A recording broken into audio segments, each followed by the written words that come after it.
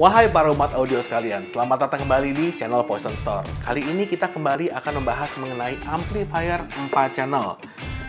Kita di sini akan membahas mengenai konfigurasi dan bagaimana cara memaksimalkan amplifier 4 channel ini lebih lanjut.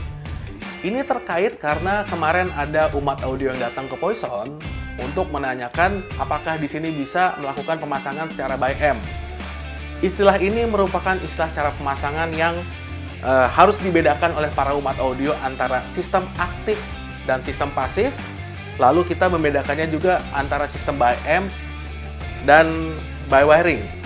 Tapi di sini kita lebih mengutamakan perbedaan di antara aktif dan by M.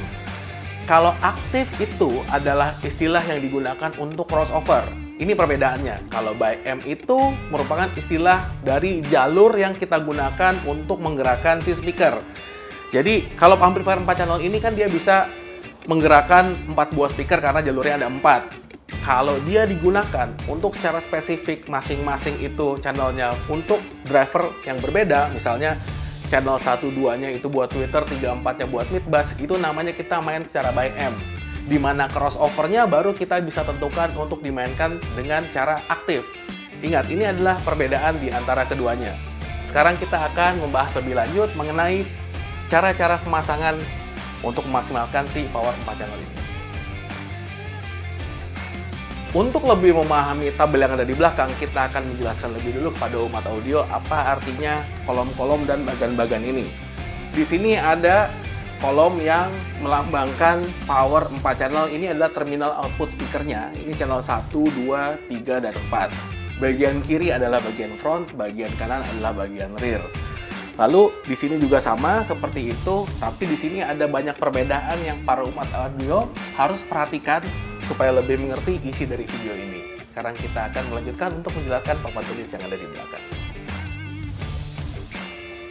Power 4 channel yang sangat fleksibel ini, menurut kami itu ada beberapa cara pemasangan yang bisa untuk menghasilkan suara lebih maksimal. Tetapi kita mesti lihat dulu. Di papan tulis ini ada 4 buah bagan atau 4 buah kolom. Yang pertama itu adalah kolom normal dan yang kedua itu adalah kolom di mana dia itu dipasangkan secara by M. Kita akan melanjutkan untuk pemasangan yang pertama. Power 4 channel untuk pemasangan normal itu karena dia memiliki 4 channel, biasanya channel 1-2-nya itu untuk front, di mana kita bisa menggunakan speaker two-way yang dilengkapi dengan crossover pasif. Lalu kita menggunakan channel 3-4-nya untuk bagian belakang, di mana kita biasanya menggunakan speaker koaksial. Cara pemasangan ini umum dan yang paling banyak digunakan di dalam kendaraan para umat audio sekalian. Power 4 channel untuk menggerakkan 4 buah speaker, 2 depan dan 2 belakang. Ini yang paling simple dan yang sangat normal. Sekarang kita akan berbicara untuk menggunakan power 4 channel ini hanya untuk menjalankan bagian dari front speaker saja. Kalau kita perhatikan di terminal dari power 4 channel itu kan ada tulisan bridge. Di setiap power itu ada tulisan bridging kecuali monoblock. Kalau power kelas AB seperti ini, kalau kita menggunakan channel itu secara bridging, maka kita bisa meningkatkan tenaganya 2 kali lipat.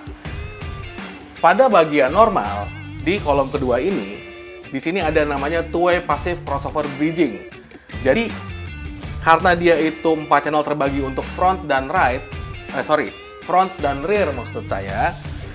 Kalau kita channel frontnya itu kita bridge untuk menjadi bagian left atau kiri, dan bagian rear-nya itu kita bridge untuk menjadi bagian sebelah kanan, kita bisa menjadikan power 4 channel ini untuk mono left dan mono right.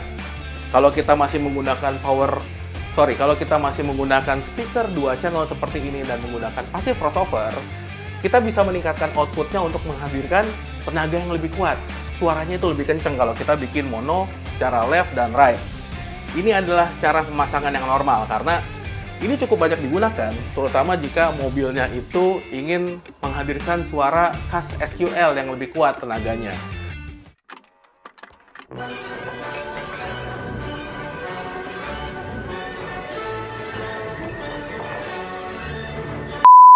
Jadi power 4 channel ini bisa kita lakukan bridging untuk menghadirkan suara output yang lebih kuat. Sekarang kita akan masuk ke dalam cara menggunakan power 4 channel untuk konfigurasi by M. Di mana dia itu kita akan pastinya menggunakan crossover secara aktif untuk tiap channelnya. Terutama buat para umat audio yang ingin menggunakan prosesor yang pure prosesor nih, yang tidak ada built-in amplifiernya. Jadi kalian itu dari prosesor tersebut, jalur sinyalnya itu masuk ke dalam power 4 channel. Kita lihat di sini ada yang namanya 4 channel horizontal by M active crossover. Ini yang pertamanya. Jadi, pada umumnya, kalau kita menggunakan power 4 channel, ini adalah konfigurasi yang cukup umum nih.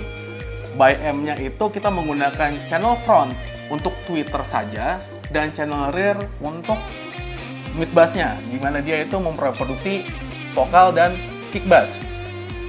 Pada konfigurasi ini, kita melihat secara spesifik, bagian dari front channel dan rear channelnya itu, dia itu digunakan untuk memisahkan frekuensinya. Ini adalah perbedaan pertama untuk horizontal by F active crossover.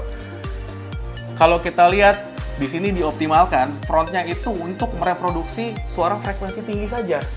Lalu kemudian, untuk bagian rear-nya, channel 34 ini, untuk mereproduksi suara vokal dan mid bass.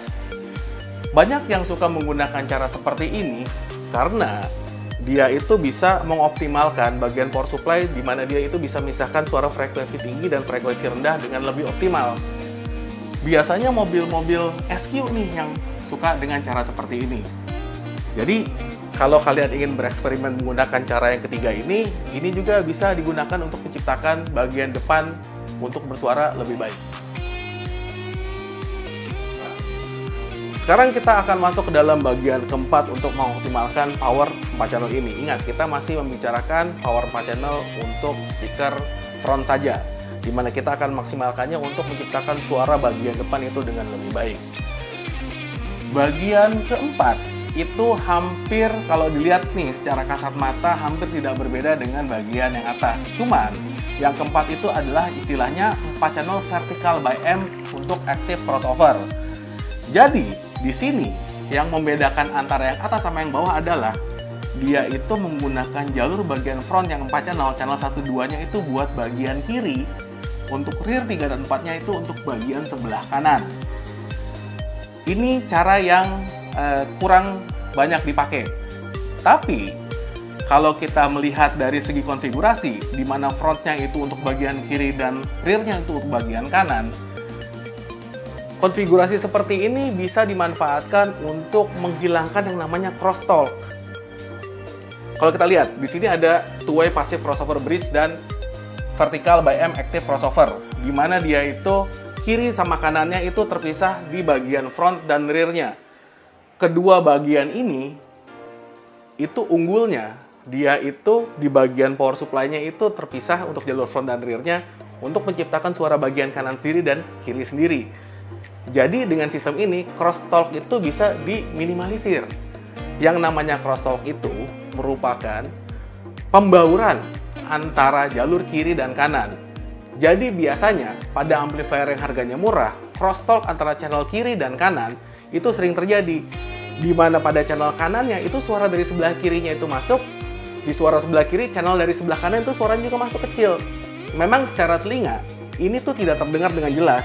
Hanya bisa didengarkan dengan menggunakan perangkat-perangkat khusus. Tetapi, dengan menggunakan sistem vertikal dan juga passive crossover bridge antara kiri dan kanan dipisahkan secara front dan rear, kita bisa menghilangkan crosstalk dengan lebih baik. Artinya, kalau kita mau menggunakan kedua sistem seperti ini, di mana kita bisa memilih yang horizontal atau vertikal, keduanya ini itu ada kelebihannya masing-masing. Secara praktek, kita lebih sering menggunakan yang atas nih, horizontal nih, di mana channel 1-2 untuk tweeter, 3-4 buat mid bass, itu lebih umum. Karena yang si vertikal ini, dia itu tentunya akan lebih rumit dipakai kalau kita menggunakan DSP, karena ini crossover-nya itu sama equalizer-nya tuh harus independen, harus masing-masing. Ini juga terkait dengan biaya yang akan kalian keluarkan untuk menghasilkan suara lebih baik di dalam kendaraan. Tetapi, kalau para umat audio mau bereksperimen, dua sistem ini untuk menciptakan suara depan yang baik itu bisa dilakukan. Lebih baik yang mana? Tentukan oleh eksperimen kalian sendiri. Untuk para umat audio yang lebih lanjut ingin menggunakan eksperimen seperti ini di amplifier 4 channel, kalian harus juga perhatikan spesifikasi dari speaker, impedansinya, dan juga kemampuan dari amplifier itu sendiri. Yang paling bagus tentunya jika kalian menggunakan versi ByM ini adalah dengan menggunakan amplifier yang tidak ada crossover networknya sama sekali.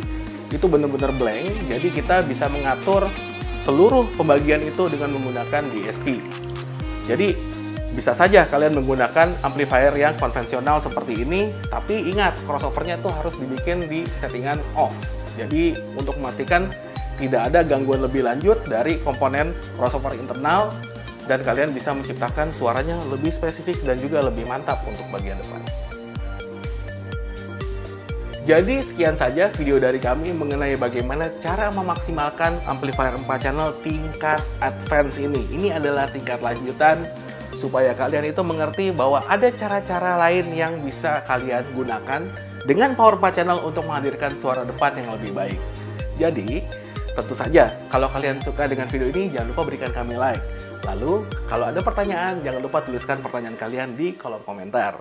Dan yang paling penting, jangan lupa dukung kami dengan cara subscribe, supaya kami makin tambah semangat lagi menciptakan video-video seperti ini di kemudian hari. Salam dari Poison Channel.